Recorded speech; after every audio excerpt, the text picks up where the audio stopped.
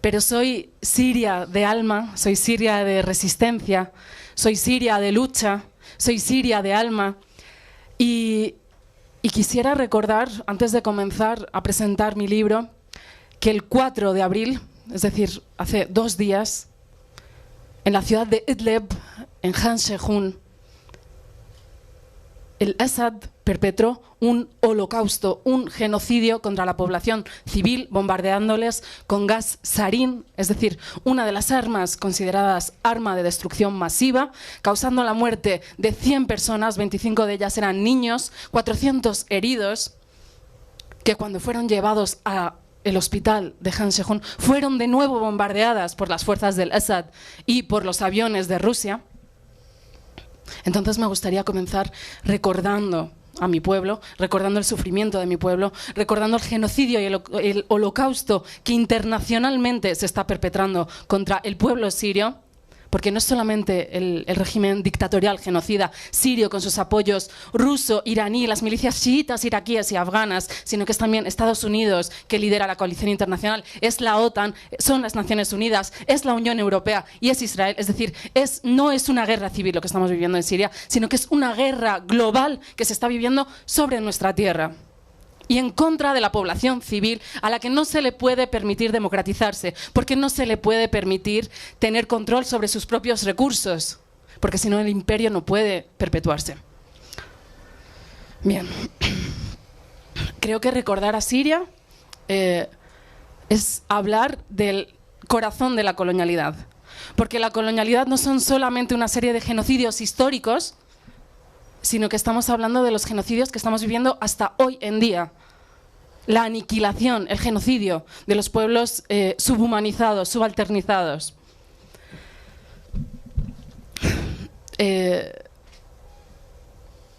La cárcel del feminismo hacia un pensamiento islámico decolonial. Soy consciente de que bueno, es un título sumamente impactante, pero creo que hace falta este impacto. Hace falta un shock, ¿no? Hace falta generar toda una serie de debates urgentes, muy necesarios hoy en día, pues que nos hagan cuestionarnos todos los discursos que nos hemos habituado a manejar respecto a las mujeres, al feminismo y al Islam. Y que tienen pues unas consecuencias devastadoras para millones de mujeres en las sociedades de mayoría de población árabe y musulmana. La palabra cárcel, dentro del título La cárcel del feminismo, hace referencia a uno de los conceptos que desarrolla en el libro, al que se han referido Karina y Enrique, y es el de cárcel epistemológico existencial, espacio temporal y estética. Y bueno, ya hablaré de él un poco más adelante, pero quisiera destacar que el objetivo principal de este ensayo es el de llamar la atención a la necesidad de trascender todos los discursos que existen hoy en día, a pesar de su amplia heterogeneidad y complejidad, de las distintas perspectivas de las que se están partiendo, ¿no? Para hablar de este tema del feminismo y del Islam. Es necesario trascenderlos. A partir de 1999, que fue cuando Haide Moghisi habla del oxímoron, refiriéndose al feminismo islámico, es decir, un concepto que estaría formado por términos antitéticos, incompatibles. A partir de este momento, todos los discursos que van a acercarse a este tema del feminismo y del Islam van a hablar de la incompatibilidad o incompatibilidad entre ambos conceptos. Y yo no quiero hablar de la incompatibilidad ni quiero hablar de la compatibilidad. Yo quiero trascender los términos en los que se está tratando esta cuestión. Y quiero llamar la atención sobre las estructuras coloniales muy peligrosas que existen en esta conceptualización de toda la cuestión. Con este objetivo voy a redefinir dos cuestiones que son las que habitualmente desde los diferentes movimientos de mujeres musulmanas y las diferentes mujeres musulmanas dicen que van a luchar contra ellas, que son la islamofobia y el patriarcado árabe y musulmán. Voy a comenzar redefiniendo la islamofobia y lo voy a hacer desde la decolonialidad. Y por lo tanto redefino a la islamofobia como un dispositivo, tomando el concepto de Agamben, es decir, el que hace referencia a lo discursivo y a lo no discursivo, como un dispositivo del poder colonial. A partir de esta redefinición de la islamofobia como un dispositivo del poder colonial, y que además el sociólogo puertorriqueño Ramón Grossfogel en un artículo publicado si no recuerdo mal, en el 2006 ya comenzó a plantear la islamofobia desde esta perspectiva decolonial, vamos a superar en primer lugar pues todos los debates a través del cual se ha abordado la islamofobia que han estado polarizados entre su concepción como un fenómeno viejo, y algunas autoras dicen que considerarlo como un fenómeno viejo, es decir, una serie de estereotipos negativos enraizados históricamente, anularían la posibilidad de crear leyes, ¿no?, para luchar contra la misma. Y en contrapartida hay quienes han considerado la islamofobia como un fenómeno nuevo, es decir, que estaría, por lo tanto, completamente desconectado de otras formas de discursos, ¿no?, islamófobos u orientalistas, ¿no?, que han aparecido a lo largo de la historia. A partir de la decolonialidad podemos superar esta perspectiva, porque la islamofobia es tanto un fenómeno viejo como simultáneamente es un fenómeno nuevo. Es un fenómeno viejo porque la islamofobia subyacen a ella estructuras de poder coloniales que tienen más de 500 años de existencia, porque surgen con el despliegue de lo que Ramón Grossfogel llama el sistema mundo moderno colonial, capitalista patriarcal, cristianocéntrico, occidentalocéntrico, blanco y militar, y que yo voy a resumir en el imperio de la anulación de los otros. Y es un fenómeno nuevo porque la islamofobia va a nutrirse de toda una serie de discursos que van a surgir a partir del fin de la post-Segunda Guerra Mundial. Y toda esta serie de discursos van a ser discursos que van a estar al interior de lo que yo he llamado esa cárcel epistemológico-existencial, espacio-temporal, estética, y podríamos ir complejizando y complejizando este concepto y añadiendo diversas estructuras carcelarias, ¿no?, para tener un panorama claro de qué significa esto de una cárcel, ¿no?, en la que estamos insertas e insertos, es decir, estamos insertos todas y todos. Bien, a partir bueno, primero, esta cárcel epistemológico-existencial que nos va a imponer el sistema mundo moderno colonial va a hacer referencia a un espacio que va a ser muy amplio, va a ser un espacio muy holgado porque va a permitir una amplia heterogeneidad a su interior, pero en última instancia va a ser una cárcel porque va a imponer unas rejas, ¿no?, que se van a imponer además de una manera muy violenta y que van a limitar las formas de imaginar, de pensar, de sentir, de ser y de estar en el mundo. Y esta cárcel nos va a imponer quién puede hablar, cómo se puede hablar y sobre qué temas se puede hablar en concreto. Dentro de esta cárcel encontramos discursos como los del desarrollo, como los del género y el desarrollo. Encontramos discursos que van a adoptar, en la mayoría de las ocasiones, marcos binarios y antitéticos, identidad, alteridad, desarrollados, subdesarrollados, históricamente, ¿no?, los civilizados bárbaros, metrópoli, colonia, democráticos, oscurantistas, terroristas, ¿no? Y todos estos discursos se van a articular muy complejamente en torno al mercado capitalista global, a la idea de raza y al sistema de sexo y género. Y van a generar toda una serie de jerarquías globales de sexo y género, jerarquías económicas, jerarquías lingüísticas, jerarquías epistémicas, jerarquías filosóficas, etc. Concretamente, dos de los discursos binarios más importantes a la hora de construir la islamofobia y que trato pues ampliamente en el libro son los de tradición-modernidad, religión, secularización. Pero hay otros discursos que también van a ser muy importantes en la generación de esta islamofobia. En 1949, como nos describe Arturo Escobar en su Invención del Tercer Mundo, de golpe y porrazo, 2.000 millones de personas se van a convertir en seres subdesarrollados.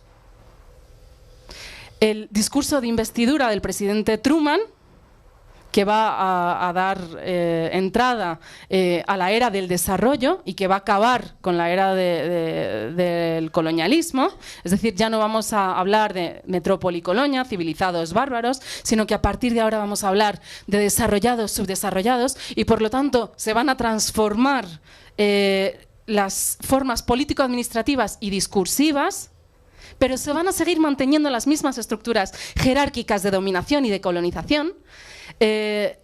Van a seguir perpetuándose entonces esas mismas formas y van a surgir esos discursos del desarrollo. 20 años después, en 1979, vamos a asistir al nacimiento de los discursos de lo que primero se va a llamar mujeres y desarrollo, posteriormente género y desarrollo, y entonces va a surgir también lo que Sandra Talpade Mohanty va a llamar esa mujer prototípica del llamado tercer mundo, ¿no? Que va a reducir, va a simplificar y va a construir, ¿no? las realidades heterogéneas y complejas de todo ese llamado tercer mundo, ¿no? De esas 2/3 partes de la humanidad, y las va a reducir a esa imagen prototípica de una mujer pobre, retrasada, analfabeta, subdesarrollada, sexualmente reprimida. Y adentro de esta cárcel también nos vamos a encontrar con los discursos orientalistas que ya nos analizó y nos describió Edward Said. Sin embargo, Edward Said va a ser poscolonial, no va a ser decolonial.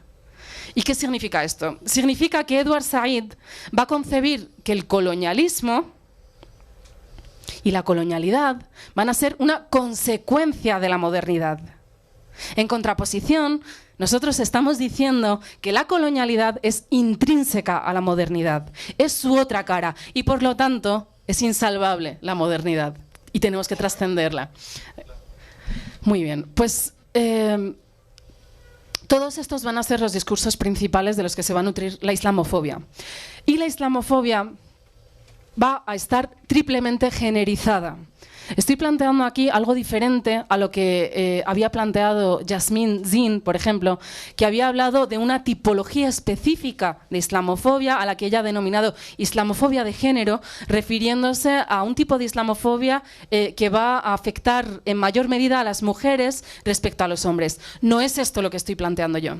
Yo estoy planteando que no hay islamofobia sin género.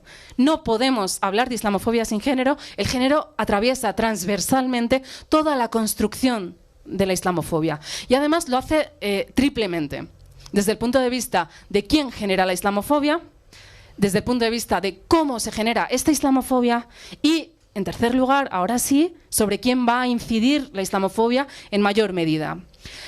Con respecto al quién va a generar esta islamofobia, me estoy refiriendo al sistema mundo moderno colonial y por lo tanto me estoy refiriendo a un sistema global intrínsecamente sexista, patriarcal, clasista y racista, que va a instituir e institucionalizar la sustracción y transferencias sistemáticas de los bienes culturales, materiales, espirituales, estéticos, de 2/3 partes de la humanidad hacia una minoritaria tercera parte de la humanidad para su beneficio y para su privilegio, y que va a estar basado en toda esa serie de discursos binarios y antitéticos, y que por lo tanto es un sistema que funciona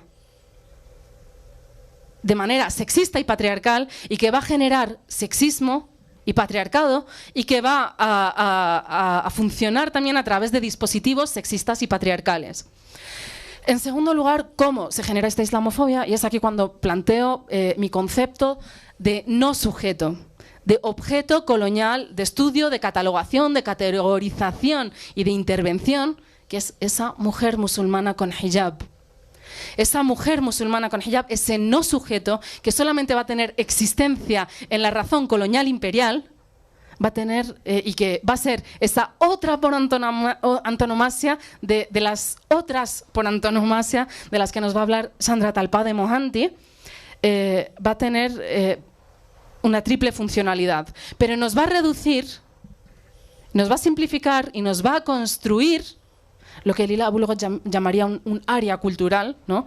Nos va a reducir las complejísimas, inabarcables y heterogéneas realidades de más de 1.600 millones de musulmanas y musulmanes en el mundo, con infinidad de maneras de comprender el Islam y de ponerlo en práctica. Musulmanes pertenecientes a todos los países del mundo, es decir, con todo tipo de culturas, que hablan todos los idiomas del mundo, ¿no? y que tienen, pues, pertenecen a diferentes etnias, diferentes realidades, pues, muy complejas.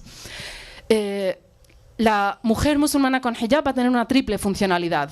Va a invisibilizar y va a silenciar las agendas geopolíticas, geoeconómicas y geoestratégicas de las potencias coloniales imperiales cuando van a Irak, por ejemplo, o a Afganistán o a Mali en nombre de la liberación de unas mujeres musulmanas a las que van a liberar a través de su bombardeo, es decir, de su asesinato, de su violación, de la destrucción de su país y de las infraestructuras de su país y, por ejemplo, en Afganistán, ¿no? de la conversión de Afganistán en el primer narcoestado a nivel internacional.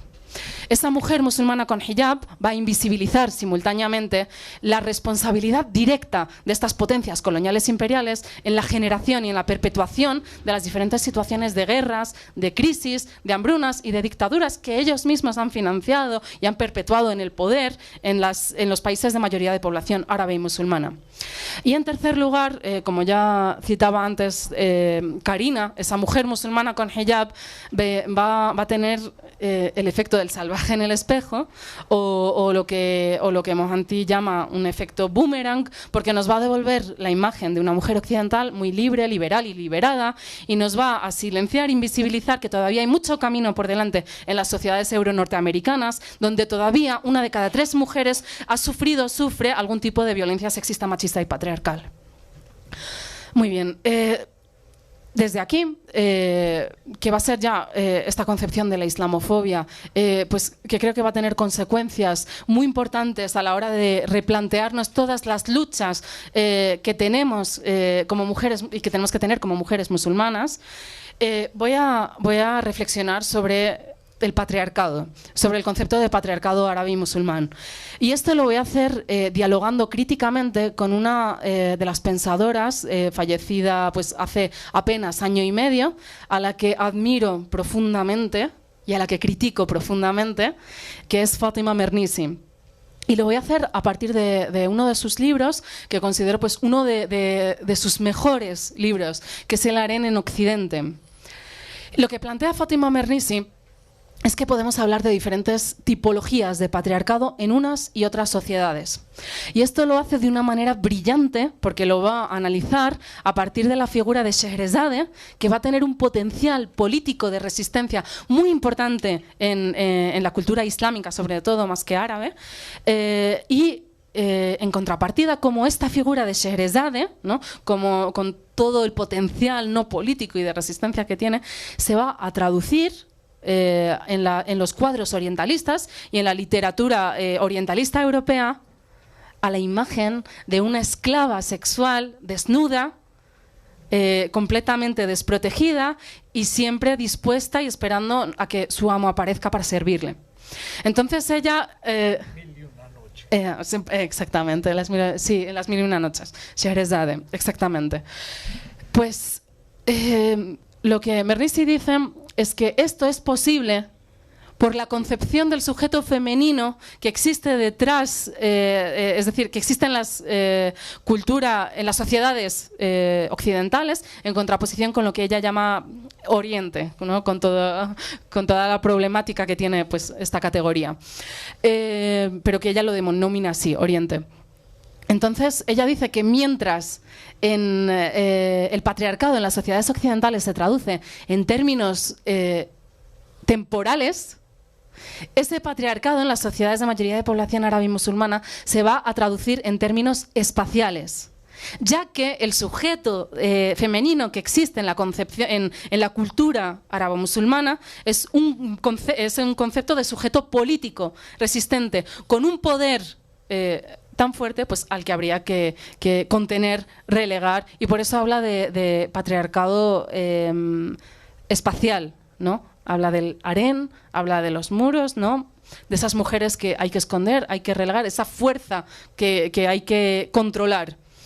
El patriarcado occidental se traduciría en términos temporales porque esa representación de Scheherazade, silenciando pues todo ese potencial, ignorándolo, ¿no? Y posibilitando esa representación de Scheherazade como una esclava sexual, ¿no? Sin ningún tipo de resistencia, tumbada, ¿no? Desnuda en los cuadros orientales, tiene que ver con la concepción del sujeto femenino en la civilización occidental, ¿no?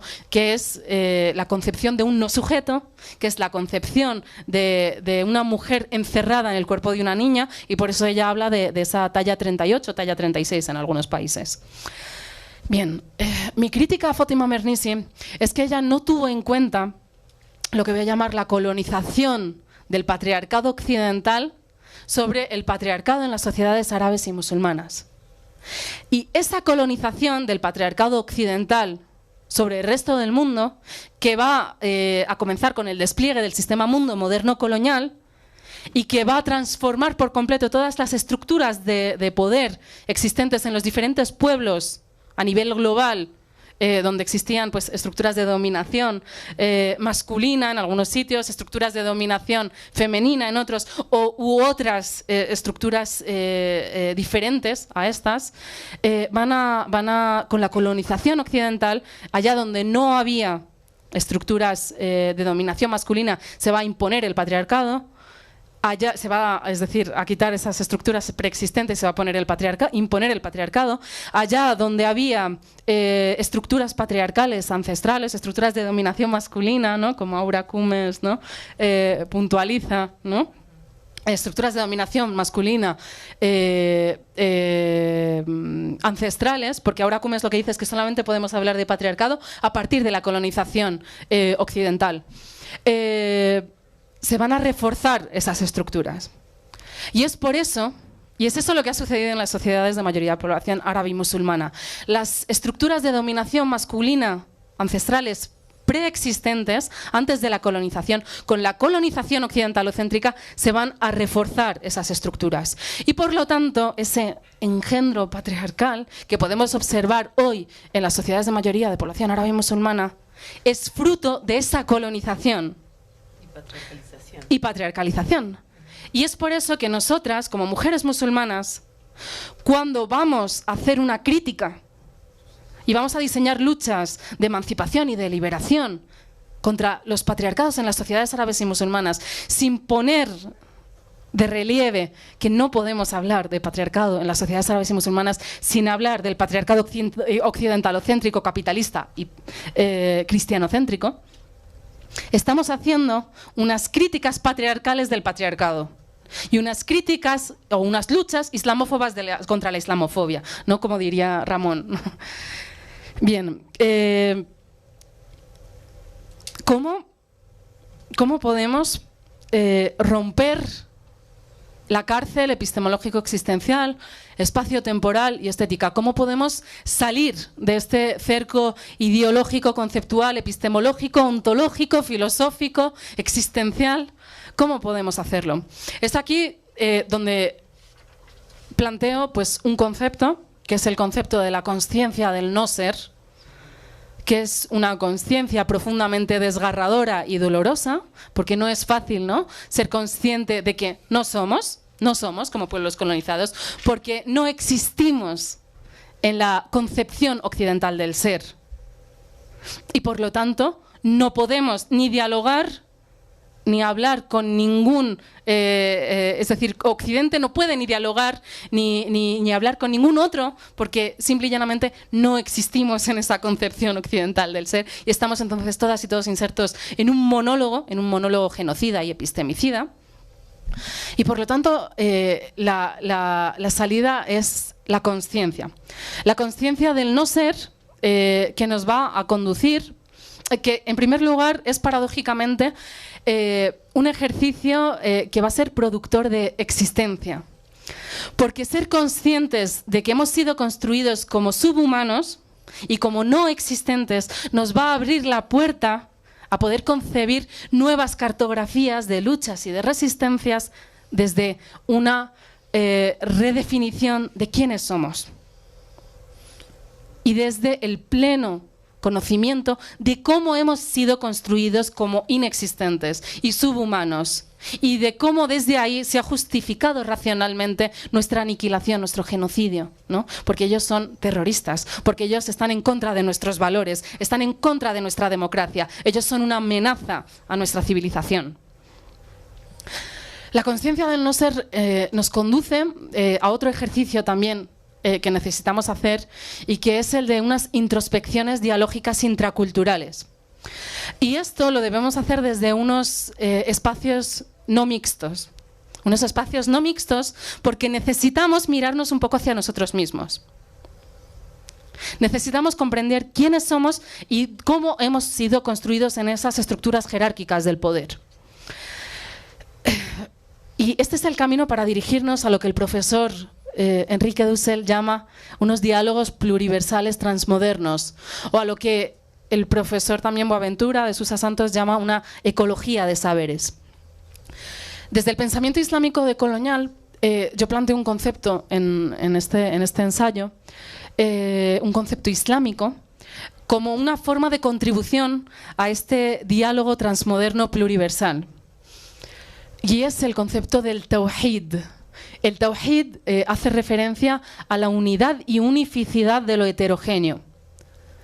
Desde este concepto del tawhid, nosotros podemos superar el concepto de identidad occidentalocéntrico. Es decir, el yo soy desde lo que tú no eres, el yo soy a partir de tu aniquilación, al yo y tú y la naturaleza y los seres humanos y los seres no humanos y toda la existencia formamos parte de lo mismo, formamos parte de la vida. A partir de aquí vamos a poder superar el pensamiento abismal, ¿no? Que es el pensamiento occidentalocéntrico, productor de inexistencia y de subhumanidad, y vamos a poder ubicarnos en un lugar de igualdad. El profesor Enrique diría semejanza, ¿no? De semejantes, diría no de iguales, de semejantes, y vamos a poder entonces a partir de aquí sí ejercer esos diálogos transmodernos decoloniales, porque como dice, es decir, como se puede sacar de la teoría del diálogo intercultural o transcultural en M. Césaire, en su discurso sobre el colonialismo, las condiciones para que se den ese diálogo son la igualdad de los diferentes actores que van a ejercer ese diálogo, y son la voluntariedad para ejercer ese diálogo y la consciencia de estar ejerciendo este diálogo. Es a partir de aquí.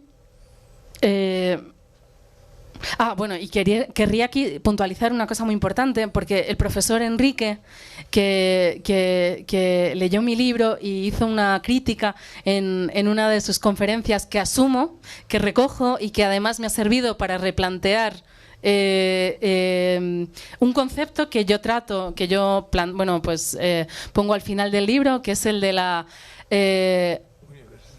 universalidad heterogénea, y que estoy totalmente de acuerdo con su crítica.